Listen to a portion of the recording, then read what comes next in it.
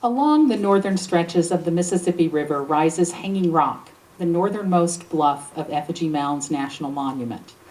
Emily Groom Hemmerling worked for several seasons as a park ranger and naturalist there for the National Park Service. Beyond learning the ecology and cultural prehistory of the upper Mississippi, the experience marked her for life with a strong case of wanderlust and a fierce respect for the natural world.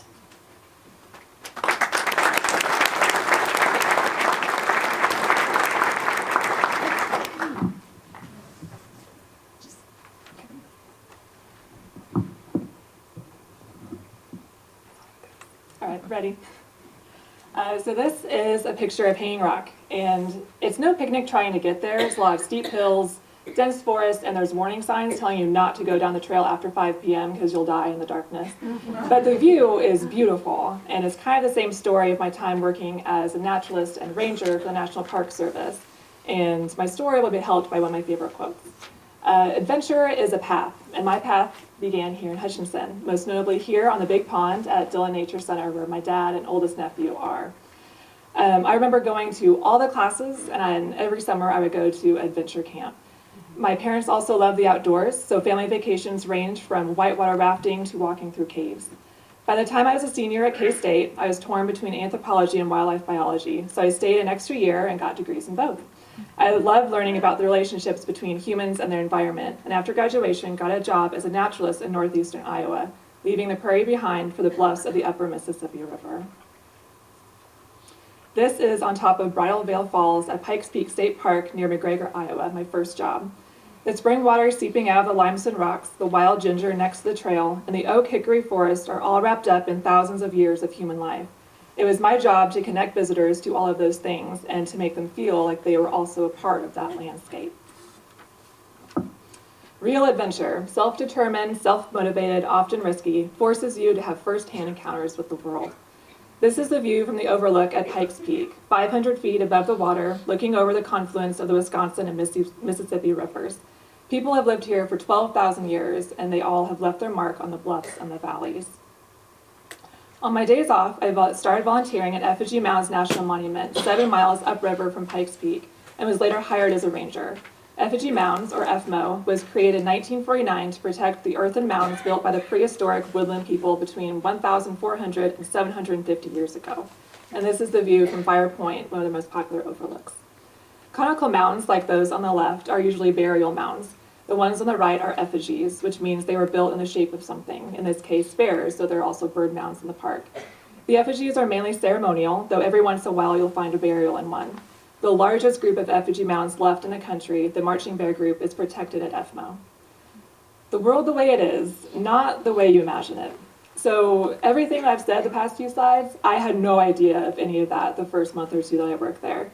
So when I first started, I have an overwhelming amount to learn, from prehistoric weapons to oak savannas, and I got some really big lessons in just shutting my mouth and listening.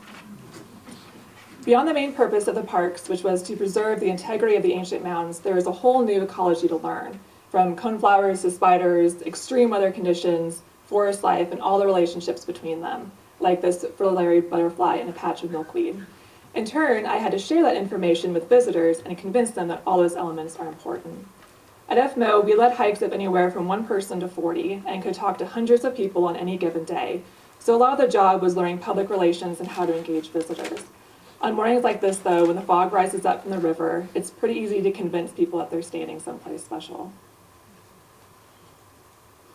One of the best parts about being a ranger is getting to witness and experience things most people never get to see, like this old pine tree plantation at Pikes Peak, or what a red-shouldered hawk's nest looks like, a clump of endangered wildflowers, or 35 third graders all cheering when they reach the top of a bluff and can see 7 miles in either direction.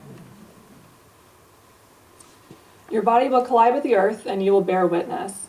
And if you spend enough time in the woods, this is inevitable that this will happen. Beyond the normal sweat and grit of hiking up a bluff in mid-July, there are trees to remove, invasive weeds to pull, and giant wasps to run from as fast as you possibly can. I've fallen down steep trails only to land squarely in a patch of stinging nettles. My boots have broken in winter a mile from the trailhead, and the last photo happened when I was balancing on a rock in the middle of the stream trying to take a picture of a small waterfall. So you can see how well that endeavor worked out. But not every time you slam up against nature ends in sprained ankles or terrifying bug bites. I had the immense privilege to work on several birding projects, including a trip to a hawk banding station during the annual raptor migration down the Mississippi Flyway in the fall. With every encounter, good or bad, painful or thrilling, I would get just a little bit braver to go on to the next adventure. In this way, you will be compelled to grapple with the limitless kindness and bottomless cruelty of humankind, and perhaps realize that you yourself are capable of both. This will change you. So this is me attempting to run a bracelet-making station during one of FMO's events with what ended up being several hundred people in about 2 hours, and that is a lot of grappling with kindness and cruelty. People sometimes do awful things, like hunting an entire species into extinction like the passenger pigeon. Visitors may demand to know why they can't dig for arrowheads. People will ignore you, hunt illegally, and commit arson in the dead of night. Sometimes you'll come across a nude sunbather twice, and it will haunt you for life. It still does, obviously. Luckily, most visitors were not of that sort, but the highest caliber people I met were the ones I worked with, and they taught me to identify birds by their songs, to weave baskets, how to tell oak trees apart, where the jewelry grows, and that not even 97% humidity should ever deter a potluck or a barbecue from happening that day. So we did it. This is the view from Hanging Rock. I only made it out there a handful of times, but it's still one of my favorite spots in the world.